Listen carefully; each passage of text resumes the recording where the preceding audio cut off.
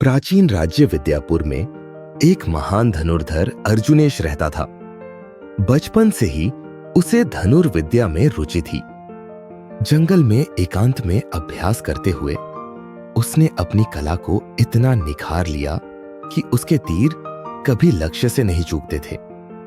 उसके गुरुओं ने भविष्यवाणी की थी कि वह एक दिन इतिहास में अमर होगा। राजा सुरसेन ने उसकी प्रतिभा को देखकर उसे सेना का सेनापति नियुक्त किया। अर्जुनेश के लिए यह गर्व की बात थी, लेकिन उसके हृदय में एक दुविधा थी। क्या युद्ध वास्तव में आवश्यक है? क्या किसी को मारना ही समस्या का हल है?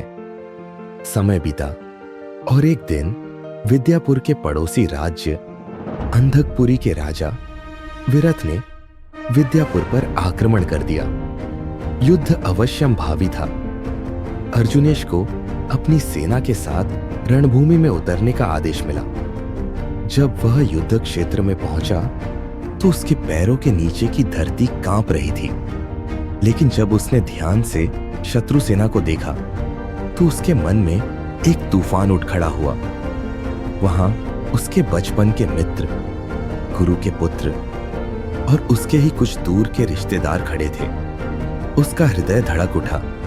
क्या मुझे इन्हीं पर तीर चलाने हैं? उसने सोचा। उसकी आत्मा कराह उठी। उसके हाथ कांपने लगे। उसने धनुष नीचे कर दिया और अपने सारथी धीरज से कहा, मुझे यह युद्ध नहीं करना। अपनों के विरुद्ध हथियार उठाने से अच्छा है कि मैं सन्यासी बनकर जंगल चला जाऊं। धीरज चुप रहा, लेकिन अचानक एक दिव्य प्रकाश प्रकट हुआ। ऋषि वेदानंद आकाश से प्रकट हुए और बोले, अर्जुनेश, तुम्हें क्या हो गया? क्या तुम अपने कर्तव्य से विमुख हो रहे हो? अर्जुनेश की आंखों में अश्रु थे। वह बोले, गुरुदेव, मैं अपने ही लोगों से युद्ध कैसे कर सकता हूं? यह अधर्म होगा। मैं उनके प्राण नहीं ले सकता। ऋषि मुस्कुराए और बोले, क्या तुमने युद्ध मांगा था? अर्जुनेश, नहीं, यह तो हमारे राज्य पर आक्रमण है। ऋषि, तो क्या अन्याय सहना धर्म है? अर्जुनेश चुप हो गया। ऋषि आगे बोले, इस संसार में हर व्यक्ति को अपना कर्तव्य निभाना होता है। यदि राजा न्याय के लिए लड़ने से पीछे हटेगा तो प्रजा पर अन्याय होगा।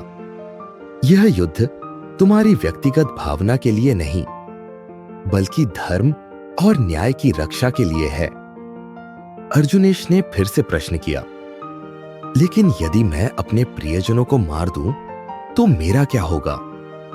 ऋषि बोले, तुम्हें अपने कर्म करने का अधिकार है, लेकिन उनके फल का मोह मत रखो। धर्म के मार्ग पर चलने वाला कभी पापी नहीं होता। परिणाम की चिंता मत करो, बस अपने कर्तव्य का पालन करो। अर्जुनेश की आंखों में प्रकाश जाग उठा।